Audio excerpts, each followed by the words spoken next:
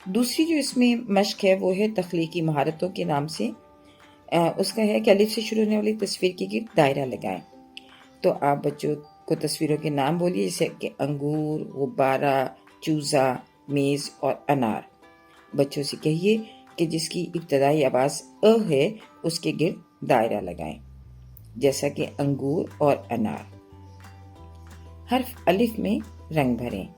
یہاں بچوں کو رنگ بھرنے کی حوصلہ افزائی کیجیے اور بچوں سے کہیے کہ وہ ان حروف میں رنگ بھریں.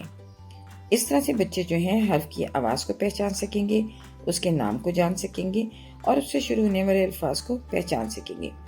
بچوں کو حرف کی آواز بتانا بہت ضروری ہے، کیونکہ یہ جو فونکس کا جو طریقہ کار ہے، یعنی آوازوں کے ذریعے، حرف کی آوازوں کے ذریعے بچوں کو پڑھانا، یہ بہت ہی پر اثر ہے. بچے جلد ہی زبان سیکھ لیتے ہیں اور وہ ابتدائی آواز کے تصور سے الفاظ اور ابتدائی آواز میں یا حرف کی آواز میں ایک تعلق قائم کرتے ہیں، اور اس طرح ان کی لاجیکل تھنکنگ جو ہے وہ ڈیولپ ہوتی ہے.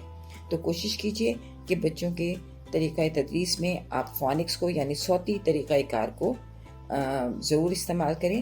جب بچوں کو آپ حرف کی صوتیات بتائیں گے تو بچے جلد سیکھ سکیں گے.